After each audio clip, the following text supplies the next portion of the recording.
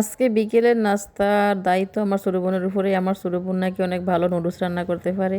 তো আজকে আমার ছোটো বোন নুডলস রান্না করবো। তো কিভাবে রান্না করে, কী দিয়ে রান্না করে ভাবলাম সবার সাথে একটু শেয়ার করি।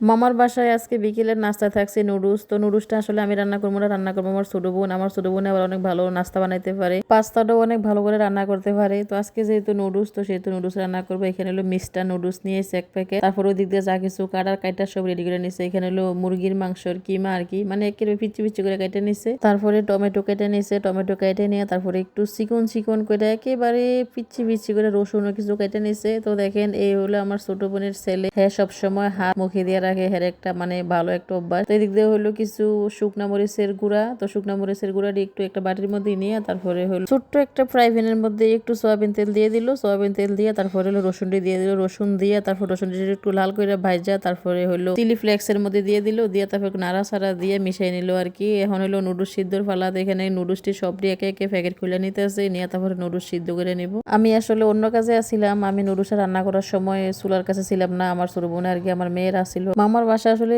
বিকেলের নাস্তা খাওয়ার সময় পাওয়া গেছে না, কারণ দুপুরবেলা খানা খাওয়ার পর কিন্তু মামির ফ্রিজে এমনিতে অনেক কিছু থাকে। যেমন আমি খাইছিলাম মালাই চপ আসিল, তারপরে আসিল কমলা মালাই চপ। খাওয়ার পর আসলে আমার তেমন নুডলস খাওয়ার রুচি আসিল না। তো রুচির বাইরে আসলে খাইছি খাবারটা, তবে অনেক মজা হয়েছিল। আমার মেয়েরা তো অনেক মজা করে খাইছে। আমার মেয়েরা কিন্তু এমনিতেও নুডলস প্রেমী। নুডলসের আরো 3 বেলা দিলে 3 বেলায় নুডলস খাইতে পারবো। তো আমার কাছে অনেক ভালো লাগছে। আমার যেহেতু ফেরে খিদা ছিল না, এই কারণে আমার কাছে মানে বেশি খাইতে পারি না আর কি, আমি অল্প একটু খাইছি। যে কোনো জিনিস আসলে বেশি খাওয়াটা ঠিক না, আমি তেমন বেশি খাইতেও পারি না। ওভার খানা আমি এমনিতেও কম খাই। তারপরে আসছিল মামার বাসায় মুরগির মাংসের বিরিয়ানি, তারপরে গরুর মাংসের বিরিয়ানি। তারপরে লিফটের এই পার ওই পার থেকে কিন্তু প্রতিদিন বিকেলবেলা মানে পিঠার কোনো অভাব নাই, প্রতিদিন পিঠা আসতেছিল। আমিও মামার বাসায় অনেক পিঠা বানাইছি, বাপা পিঠা বানাইছি, তারপরে হইলো গিয়ে সিটকা রুটি বানাইছি, তারপরে তেলের পিঠা, মানে খাবারের কোনো অভাবে নাই। আর মামি শুধু একটু পর এটা খা ওইটা খা, এটা খাইয়া শেষ কর ওইটা খাইয়া শেষ কর, ফ্রিজে দই আছে দই খাইয়া শেষ কর, মিষ্টি আছে মিষ্টি খেয়ে শেষ কর। আসলে এত খাবার তো আর খাওয়া যায় না। এর ফাঁকে আবার মামি বাইরেও খাওয়াইছিল। মামির বাসার সামনে একটা মেলা হয়, তো ওই মেলাতে আমরা ঘুরলাম। ঘুরার পর তারপরে হইলো দই ফুচকা, তারপর নরমাল ফুচকা,